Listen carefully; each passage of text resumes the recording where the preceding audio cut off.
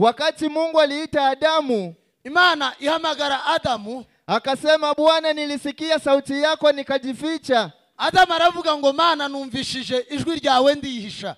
Ndiyo maana haunioni. Niyo mpamvu utari kumbona. Mungu akamuuliza, ulijificha kwa sababu gani? Mana iramubaza ngo se nukubera iki wishe? Je, ulikula matunda ambayo nilikukataza usile? Wariye za mbuto nakubujije ngo ntukarye? Adamu akaanza kumshtaki mkewe. Adamu atangira kukosea katika shamba la Edeni. Aho niho Adamu yacumuriye mu ngobyi ya Edeni. Shetani alikuwa mwerevu kuliko wanyama wote wa mwituni. Shetani yari umuntu wagiraga ubwenge kurenza inyamaswa zose zo muri iryo shamba rya Edeni. Shetani alimujia Eva. Shetani yaje kuri Eva akamuuliza, aramubaza, ni hivi Mungu aliwaambia? Tese nuku Imana yababwiye musile matunda ya miti ya bustani? Timurye kuri izi mbuto zo muri ino Edeni. Noptike. Luka huyu ambaye tunamzungumzia, uyu Luka tuganira, hakukuwa mwanafunzi wa Yesu. Ntabwo yigeze aba umwanafunzi wa Yesu Kristo. Wala hakutembea na Yesu Kristo hata siku moja. Ntabwo yajanye na Yesu Kristo. Inasadikiwa kwamba biza bitekerezwa ko maneno ambayo aliyoyaandika, amajambo yanditse, aliyatoa kwa watu ambao walijua Yesu vizuri. Majina, mimi naitwa Kasigwa Msafiri. Mazina yiwe nayo yitwa Kasigwa Msafiri. Nanja yanje nitwa Birori Ndaturije. Mimi ni mshirika wa kanisa la UTM Sepak. Ni Mkristo muri UTM Sepak. Tena mimi ni mmoja mwa wale ambao walikuwa wanafunzi wa chuo kiitwacho Samaritan Ministry Bible. Ni umwanafunzi muri barya biki kigo cha Samaritan Ministry. Na ndio hao tunavaa sare nyeusi. Nibo batwebwe muhamu tubona twambaye ibyirabura. Mimi ni mume wa mke mmoja, afite umudamu umwe na watoto 4 n'abana 4, wa kiume 3, abahungu 3 na wa kike 1 n'umukobwa umwe. Asante sana. Murakoze. Baada ya hayo tunaweza kufungua Biblia zetu.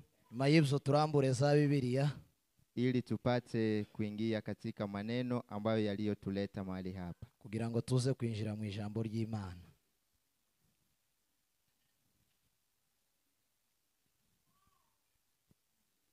Tutaangalia katika zile injili 4. Turareba muri za nzandiko 4. Tutaangalia injili mojawapo. Turareba mu butumwa bwiza bumwe muri izo nzandiko. Injili kama ilivyoandikwa na Luka mtakatifu.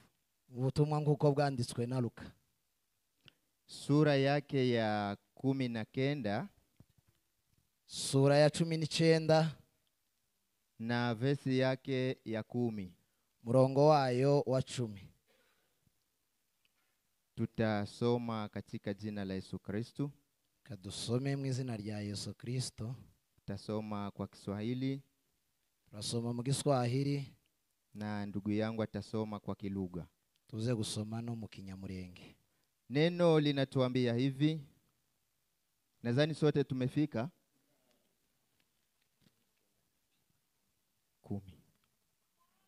Neno linasema hivi: kwa maana mwana wa Adamu amekuja kutafuta na kuokoa kile kilichopotea. Amen. Amen. Dusome mu Kinyamurenge. Mu Kinyamurenge.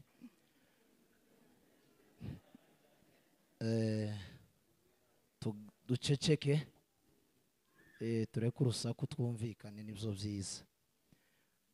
19 Luka umurongo w'10. Kandi umwana w'umuntu yazanwe no gushaka no gukiza icyari chazimiye. Amen. Katika jina lako Yesu Kristo, mwamba uliyepasuka, ndani mwako tumepata kujificha. muda kama na huu tunakuwa mbele zako. Naomba tukiamini katika uwezo wa jina lako Yesu Kristo, Bwana na Mwokozi wa maisha yetu. Amen. Amen. Kabla ya kuingia katika neno, tutarinjira mu ijambo, tuseme kidogo kulingana na huyu mwandishi ambaye ameandika kitabu hiki ama injili hii. Katuvuge bukeya ku mwanditsi wa kino gitabo. Huyu anaitwa Luka. Uyu yitwa Luka. Na injili hii, ubutumwa pamoja na injili ya Matayo, hamwe n'ubutumwa bwiza nkuko bwanditswe na Matayo, na injili ya Marko, n'ubutumwa bwiza nkuko bwanditswe na Marko, hizi zinaitwa injili za synoptic. Izi ngizi zitwa ngo ni ubutumwa bwa synoptic. Sababu gani zinaitwa injili za synoptic? Kubera iki zitwa ngo ni injili za synoptic? Ni kwa sababu zina maneno mamoja. Nukubera yuko zigira amajambo amwe. Ama maneno ya injili hizi, cyangwa se amajambo y'ubu butumwa, yanafanana sana, arasa cyane. Na ndio maana zimeitwa injili za synoptic. Niyo mpamvu zitwa ngo n'ubutumwa bwa synoptic. Luka huyu ambaye tunamzungumzia, uyu Luka tuganira, hakukuwa mwanafunzi wa Yesu. Ntabwo yigeze aba umwanafunzi wa Yesu Kristo. Wala hakutembea na Yesu Kristo hata siku moja. Ntabwo yajanye na Yesu Kristo. Inasadikiwa kwamba, biza bitekerezwa ko maneno ambayo aliyoyaandika, amajambo yanditse, aliyatoa kwa watu ambao walijua Yesu vizuri. Yayakuye mu bantu bari bazi Yesu neza. Watu ambao walitambua hali ya Yesu vizuri sana. Abantu bari bazi imibereho ya Yesu neza cyane. Ndio watu ambao waliweza kumupa maneno ambayo aliyoyaandika. Nibo bantu bahaye Luka aya majambo yanditse muri izi nzandiko. Ina maana aliweza kufanya utafiti wa chini chini ama wa juu sana. Ni ngaho yagerageje gukora ubushakashatsi bwo hejuru cyangwa se bwo hasi, kwa kutafuta huyu Yesu, kubwo gushaka uyu Yesu, na akapata habari ambazo zimesainiwa vizuri. Aza kubona amakuru nyayo ambayo yamekaguliwa vizuri na wakaguzi wa maandishi. Aya shakashatswe n'abantu babanditse kwa ajili ya maisha ya Yesu, kugira ngo bamenye ubuzima bwa Yesu Kristo. Na Luka pekee miongoni mwa waandishi, na Luka wenyine mu banditsi, ndiye ambaye aliweza kutamka majina mamoja ya Wafarisayo. Niwe wagerageje kuvuga amazina y'Abafarisayo. Kitabu hiki kina sura 24 ama 24. Iki gitabo gifite sura 24. Kina aya 119. Gifite imirongo 119. Pia kandi wanasema kwamba Luka alikuwa Mugiriki. Baza bavuga ko Luka yari Umugiriki. Aliishi Syria. Yatuye Syria. Na inakisiwa kwamba ni huko ndiko ambako aliweza kuandikia kitabu hiki. Biza bitekerezwa ko ari aho nyine yandikiye iki gitabo. Mnamo mwaka wa 63. Hari mu mwaka wa 63 hadi mwaka wa 68. kugeza mu mwaka wa 68 baada ya Kristo. Nyuma ya Kristo. Luka uyu Luka tuvuga alikuwa na kazi 3 zake binafsi maishani mwake. Yaragira imirimo 3 mu buzima bwiwe. Kazi ya kwanza, akazi ka mbere cyangwa se igikorwa cye cya mbere, alikuwa mwana historia. Yari umunyamateka. Kazi ya pili, akazi ka kabiri, alikuwa daktari. Yari umudokiteri. Kazi ya tatu, akazi ka gatatu, alikuwa mjenzi mzuri sana wa manyumba za kifahari ama manyumba za maetaji. Yari umwubatsi mwiza w'inzu za maetaji cyangwa se za magorofa. Luka huyu ndiye ambaye aliweza kutembea hata na Paulo. Uyu Luka niwe wagendanye na Paulo. Na makusudi ya Luka intego ya Luka, alikuja yaje ama alipenda cyangwa se yakeneye kuonyesha kwamba Yesu ni mwanadamu mkamilifu. Yakeneye kwerekana ko Yesu ari umwana w'umuntu wuzuye. Walioandikiwa, abandikiwe. Luka aliwaandikia Wayunani. Yandikiye Abayunani. Ni kwa sababu gani aliwaandikia Wayunani? Niki cyatumye yandikiye aba Bayunani? Aliwaandikia sababu yabandikiye kubera kipindi hiki, muri iki gihe, Wayunani walikuwa wanatafuta mwanadamu mkamilifu. Abayunani bashakaga umwana w'umuntu wuzuye, lakini hawakumupata. Ntibigeze bamubona. Lakini wakati Kristo alipoingia duniani, ariko Yesu yinjira mu isi, ilibidi Luka mtambulishe vizuri ya kwamba hakika huyu ni mwanadamu mkamilifu. Byakenewe ko Luka amumenyekanisha kuko ari umwana w'umuntu wuzuye. Haleluya. Haleluya. Haleluya. Haleluya. Aliyeandikiwa injili hii, wandikiwe ubu butumwa, aliandikiwa ni Teofilo. Wandikiwe buno butumwa ni Teofile, ambaye alikuwa ni mumataifa, yari umunyamahanga. Amena. Amena sana. Watu wakubwa katika injili hii, abantu bakuru muri ubu butumwa ni Zakaria, Mariamu mama wa Yesu, Mariamu nyina wa Yesu, Yusufu baba wa Yesu, Yusufu ise wa Yesu, Yesu Kristo, wachungaji wa kondoo, abungeri b'intama, Malaika Gabriel, Yohana umubatiza, Simoni Mukirene,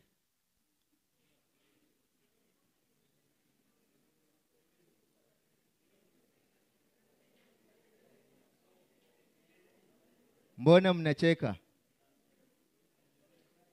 Simoni Mukirene, ego.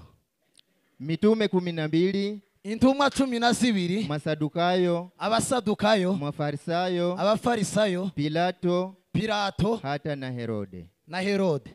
Huyu Luka ndiye aliweza kusema kwamba niwe wavuze ngo Yesu ni mwanadamu mkamilifu, Yesu ni umwana w'umuntu wuzuye, aliyekuja kutafuta kile kilichopotea, waje gushaka icyari cyarazimi. Neno kuu, jambo rikuru muri iki gitabo, mwanadamu ni mwanadamu, n'umwana w'umuntu. Aya kuu, umurongo, isura nkuru, sura ya kwanza verse ya 3, isura ya mbere verse ya 3 kugeza ku ya 4. Sura kuu, isura nkuru ni sura ya 15, ni isura ya 15. Kitabu hiki kinagawanyika katika, iki gitabo kigabuwe mu bice 4. Sehemu ya kwanza, gice cha mbere, ni kutambulishwa kwa mwana wa Adamu, nukumenyeshwa k'umwana w'umuntu. Sura ya kwanza, isura ya mbere na verse ya kwanza, n'umurongo wa mbere hadi sura ya 4 kugeza ku isura ya 4 na verse ya 13, n'umurongo wa 13. Sehemu ya pili, igice cha kabiri, ni sura ni huduma ya mwana wa Adamu, ni imikoranire y'umwana w'umuntu.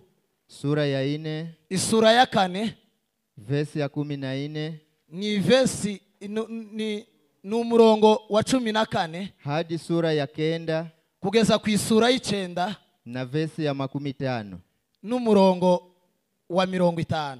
Sehemu ya 3, igice cha 3, ni kukataliwa kwa mwana wa Adamu, n'ukwangwa k'umwana w'umuntu.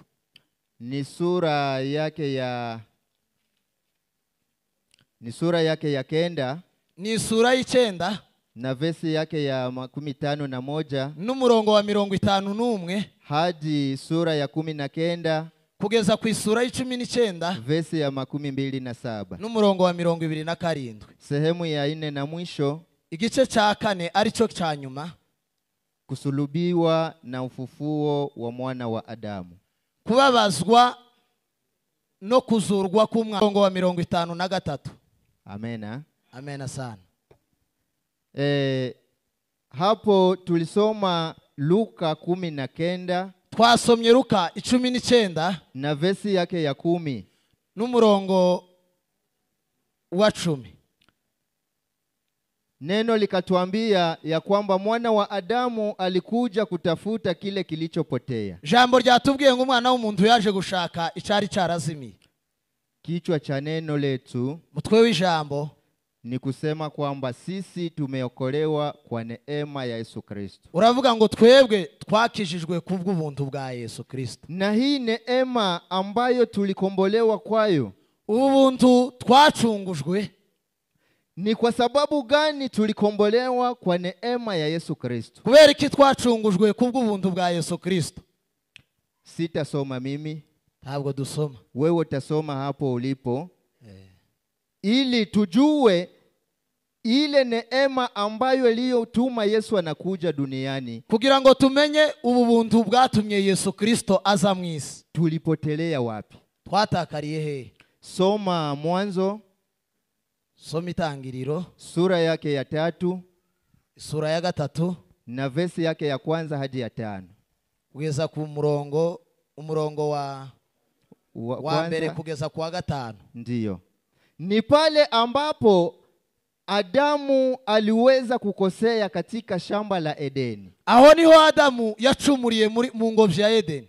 Shetani alikuwa mwerevu kuliko wanyama wote wa mwituni. Shetani yari umuntu wagiraga ubwenge kurenza inyamaswa zose zo muri iryo shamba rya Edeni. Shetani alimujia Eva. Shetani yaje kuri Eva akamuuliza, aramubaza, ni hivi Mungu aliwaambia?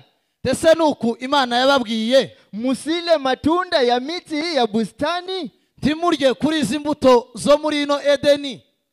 Lakini haiko ndio gisi Mungu alikuwa aliwaambia. Ariko siku Imana yari yarababwiye. Kwa sababu ya udanganyifu wake, kubera kubwo kwibesha kwiwe, Eva akamwambia hapana. Eva aramubwira toya, matunda ya miti ya bustani Mungu alituamuru tuwe tunakula. Imbuto zo muri Edeni Imana yaduhanguriye kuzirya. Lakini kuna mti umoja ambao Mungu alituambia tusile matunda yake. Ariko hariho igiti kimwe yatubujije kutarya imbuto zacu. Na mti huo, ico giti ni mti ambao naitwa mti wa ujuzi wa mema na mabaya. Ni igiti kimenyesha ikibi n'iciza. Shetani akamwambia hapana. Shetani aramubwira toya, aliwadanganya. Yarababeshe. Ni kwa sababu gani aliwakataza msile matunda ya mti huu? Nukubera iki yababujije kurya ku mbuto za kino giti? Ni kwa sababu anajua, nukubera kwazi, siku mtakula tunda la mti huu, umunsi muzorya ku mbuto za kino giti, nanyi mtakuwa kama yeye alivyo. Muzoba nka kurya kwayo kw'Imana, mukijua mema, muzi ibyiza, mukijua na mabaya, muzi nibibi. Akamwambia unaweza kula. Satani arababwira ngo murye, wala kufa hamutakufa. No gupfa ntaco muzaba, ntimuzapfa. Adamu Eva wakati aliona ule mti wafaa tena wapendeza machoni, Eva abonye cha giti ngo kinejeje mu maso, akanyosha mkono akachuma tunda moja, arambura ukuboko ngo acimbutimu, akala, ngo ararya. Wakati alipokula, amaze kurya, akapelekea na mumewe, ngo ashira n'umugabo we.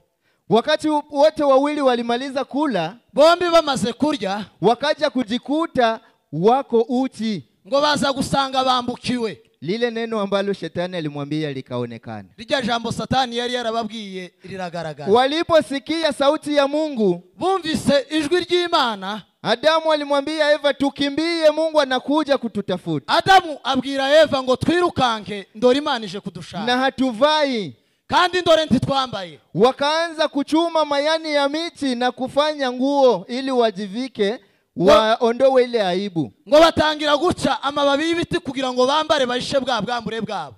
Wakati Mungu aliita Adamu, Imana ihamagara Adamu, akasema Bwana nilisikia sauti yako nikajificha. Adamu aravuga ngo Mana numvishije ijwi ryawe ndihisha. ndiyo maana haunioni. niyo mpamvu utari kumbona. Mungu akamuuliza, ulijificha kwa sababu gani? Imana iramubaza ngo se nukubera iki wishe? Je, ulikula matunda ambayo nilikukataza usile? Wariye za mbuto nakubujije ngo ntukarye? Adamu akaanza kumshtaki mkewe. Adamu atangira kurega umugore wiwe. Ni yule mwanamke ambaye aliyenipa ndiye ambaye ameniletea tunda nikala. Ni wa mugore wampaye niwe wanzaniye imbuto ndarya. Yule mwanamke naye akaanza kujitetea. Wa mugore nawe atangira kwisigura. Na mimi ni nyoka ndiye ambaye alinidanganya nikala. Nanje ni inzoka yampenze indya kuri za mbuto. Mungu akaanza kuwalaani. Imana irabavuma. Tukawa tumelaaniwa. Turavumwa. Adamu wa kwanza akatuletea laana.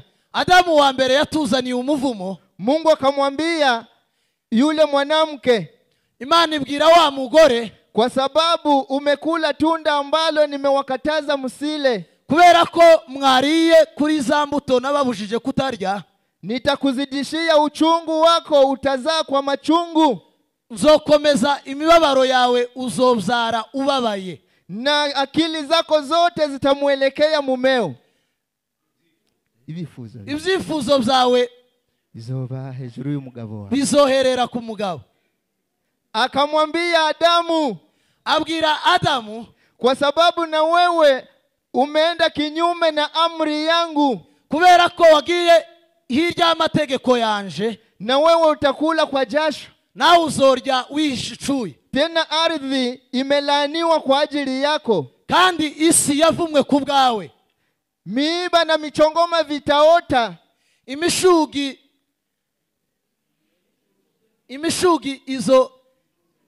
izomera ku bwawe. Na hii wakati wa kupata chakula chako mpaka jasho haikutoki. N'igihe cyo kubona ibyo kurya kwawe uzoza ubibona ari uko icuya cyavuye. Na ndivyo tulivyo leo. Niko tumeze ubu ngubu. Ili mtu apate pesa, umuntu kugira ngo abone ifaranga, mwanaume jasho inamtoka, umugabo icuya kizakiva. Amen. Amen.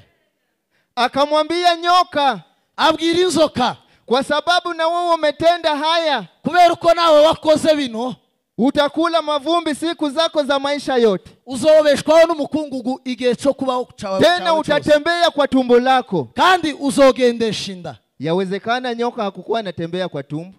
Birashoboka ko inzoka itakazigendesha inda. Huyu mwanamke, uyu mugore atakuponda kichwa, azoguhonda umutwe, nawe utamuuma kisingino, nawe uzomukoma gatsintsira. Ndio maana unapotembea porini, niyo mpamvu iyo hagenda mu gihuru, nyoka kikusikia unatokea kule, inzoka ikumvise uturutse kure, anakutega ili apate kukunasa. Izigutega kugira ngo igukome, anakupigiaka kumugulu, izigukoma ku gatsintsira. hawezi kukulia musura, ndiyo gukoma mu maso. Tukawa tumelaaniwa, tubonekaho umuvumo. Ndiyo maana Kristo alikuja, niyo mpamvu Kristo yaje, ili apate kutuondoa katika ile laana, kugira ngo adukure muri uwo muvumo. Kama vile Paulo naye aliondolewa kwa neema, akaondolewa katika dhambi. Ninkakurya Paulo nawe yakuwe kubw'ubuntu akugwa mu byaha. Wakati alipoomba kibarua, ubwo yasabaga urwandiko kwa wakuu wa serikali, ku bakomeye b'igihugu, ili aende Damasko kuwatafuta watu ambao wanaoliita jina la Kristo, kugira ngo aje Damasko gutoteza ubwoko bw'Imana. Lakini alipofika njiani, ariko ageze mu nzira, akakutanana na ile neema kutoka mbinguni, ahura na bwa buntu bwari buvuye mu ijuru. Akasikia sauti kimuita, yumva ijwi rimuhamagara, Sauli, Sauli, Sauli, Sauli, kwa nini waniuzi? kubera iki undenganya? Akaitika, wewe ni nani ambaye ninayekuuzi Bwana? Arasubiza ngo se wewe urinde ndiko ndenganya mwana? Kristo akamwambia, ni mimi hapa. Aravuga ngo ni jewe ambaye unanitesa kwa muda mrefu, umbabaje igihe kirekire, na kuwatesa watu wangu, no gutoteza ubwoko bwanje. Lakini leo, ariko uyu munsi, tumekutanana na wewe. Twahuye nawe. Paulo alianguka pale. Paulo yaguye aho ngaho, akapelekwa sehemu, ajanwa ahantu, akalazwa kwa muda wa siku 3 hali wala hanywi. Aryamishwa iminsi 3 atarya kandi atamwa, tena akiwa kipofu, kandi ngo yari impumyi, mpaka siku alipopata mtumishi wa Mungu Anania akamnyoshea mikono. kugeza ubwo yabonye umukozi w'Imana Anania amuramboreye ikiganza. Neno ambalo na kuatia, Jambo tugusigiye, ujue ya kwamba tumeokolewa kwa neema umenye uko twakijijwe kubw'ubuntu pale Goligota. hariya Igorigota. Uichunge vizuri ili sije kakupotea. Urinde neza kugira ngo ubwo buntu butazoza gutakara na kukosa makao ya milele ya furaha. Na Mungu abariki neno hili. Amen. no kubura ibyicaro by'iteka n'amahoro. Ijambo ry'Imana rituganze. Amen.